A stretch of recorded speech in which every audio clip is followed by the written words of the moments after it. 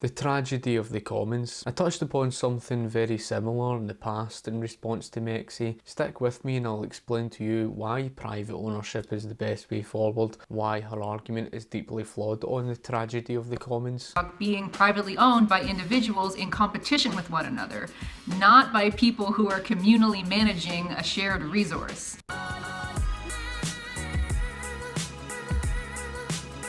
First of all, I'd like to say a big thanks to Turd Flying Monkey as he gave us a shout out and recommendation to subscribers to follow my channel. I was actually out at my graduation, so a very big thanks. I had got back and I noticed a lot of people had subscribed to me. So again, thank you to Turd Flying Monkey and a lot of these followers who had just recently subscribed to me. And also I'd like to say if you go and check out his channel, he's got some really interesting videos. So what do we mean by commons? Commons are resources that are shared by many, whose benefits accrue to many, but that are not owned by any one. And they're often not very regulated. So examples could be fisheries, forests, soils, basically anything. Even we can think about our atmosphere at times as commons. So the tragedy of the commons is based on the neoliberal assumption that every single person in this world is a rational economic actor, and that they will always act in their own crude economic self-interest, even if that harms the people or the group as a whole or the environment that surrounds them. So there are two main arguments I would like to make in defence of private ownership, which is to do with land value and of course profits. The problem with Mexi's argument on the tragedy of the commons is this idea that private landowners have some sort of incentive to just abuse the natural resources like there's no tomorrow, but it ignores the very fact that private landowners are faced with the reality that their land can either appreciate in value or depreciate in value. Let's just say, for example, a private landowner had trees. The private landowner is going to cut down the trees. However, in order to appreciate the value of their land, they're going to regrow the trees. When it comes to resources, they'll use fewer resources because it costs less. The very fact that in order to maximise your profits,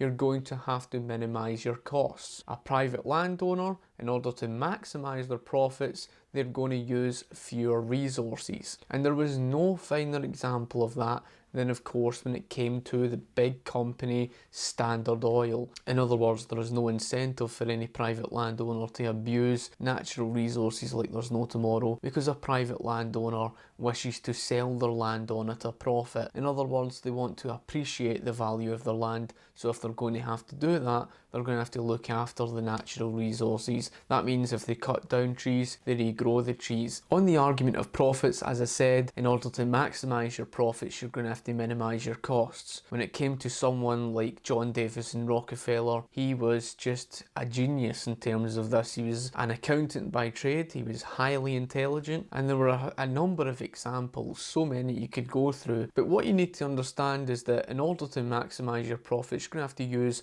fewer natural resources. And a fine example of this was someone like John Davison Rockefeller, who was obsessed. Love the message of liberty and would like to learn more? Be sure to check out some of my other videos and don't forget to subscribe. In 1859, the oil refinery business began. He entered the market in 1863. Overnight, the quiet farming backwoods of rural Pennsylvania was transformed into a bustling oil region, with prospectors leasing up flats, towns springing up from nowhere, and a forest of percussion rigs covering the land. The first oil boom had arrived. Already poised to make the most of this boom was a young up-and-coming bookkeeper in Cleveland with a head for numbers, John Davison Rockefeller. In 1863, seeing the oil boom and sensing the profits to be made in the fledgling business, Rockefeller formed a partnership with fellow businessmen Maurice B. Clark and Samuel Andrews, a chemist who had built an oil refinery but knew little about the business of getting his product to market. 2 years later, the shrewd John D. bought out his partners for $72,500 and, with Andrews as partner, launched Rockefeller and Andrews.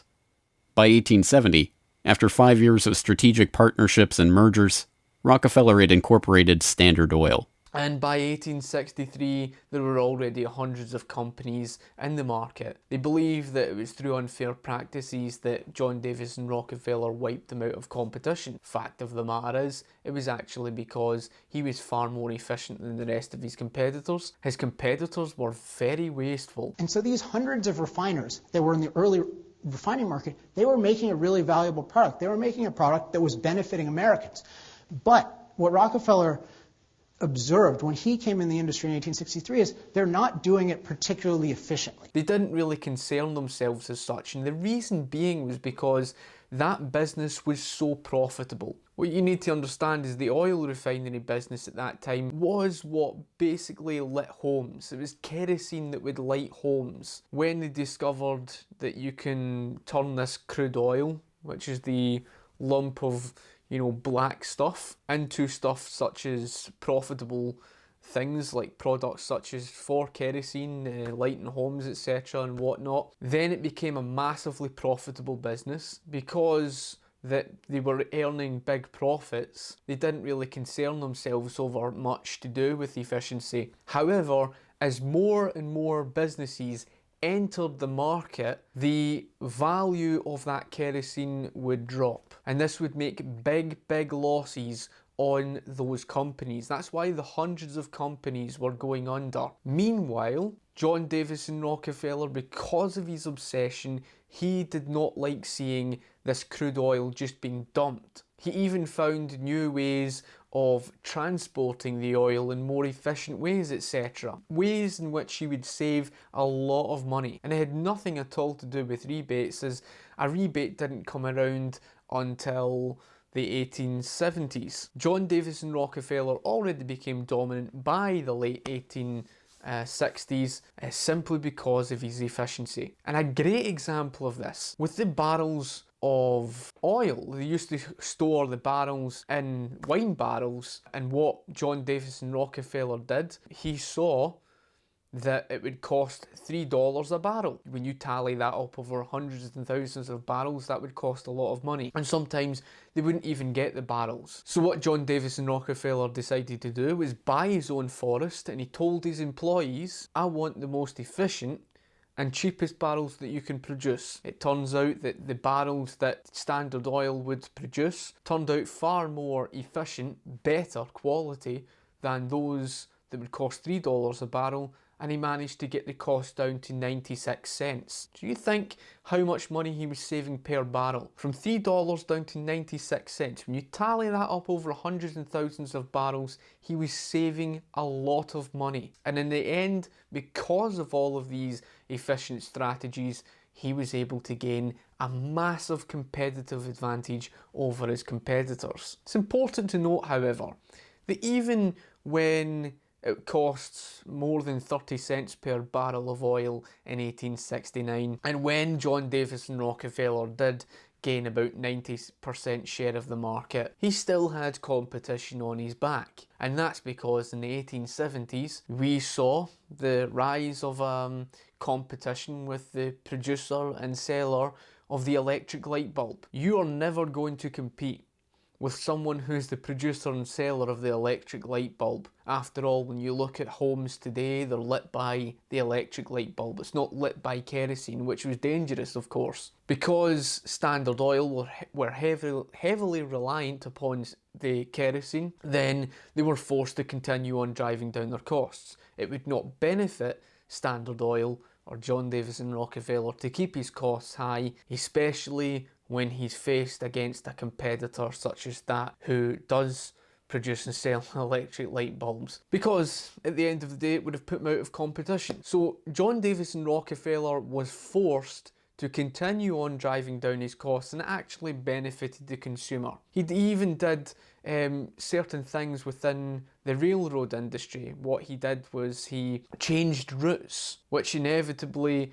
would cut the time and cut costs, and he managed to save about $10,000 on the industry, etc. So this man was very efficient, very intelligent, and it's why when by the 1870s most of these companies were at a loss. In order to reap the benefits and make so much profits, he was doing so without being so wasteful, without using all those natural resources, and it completely contradicts the idea. And it's a fantastic example because you're talking about a massive company, Standard Oil, who they claimed owned this massive big monopoly. He owned 90% share of the market, and yet he was so efficient. And it's not just this example of this one company. Yes, you could use the argument to say, well, what about all these other companies that were wasteful? Well, those companies paid the price.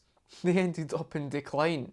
They ended up going under, and eventually Standard Oil would buy over the companies. Now you could claim, well, isn't that a monopoly then? No, he still had competition on his back, but most importantly, those he did buy over, he actually gave them a large share in the company, and they greatly benefited from it. They learned from him, and the industry grew. And it contradicts the tragedy of the commons argument that Mexi makes in terms of claiming private company or private owners would just use up all the natural resources. The fact is, there is no benefit for them to do so, no incentive whatsoever. One, because land appreciates or depreciates in value, and secondly, because of the very fact that if you really want to maximise your profits, you're going to minimise your costs, and John Davis and Rockefeller pretty much proved that.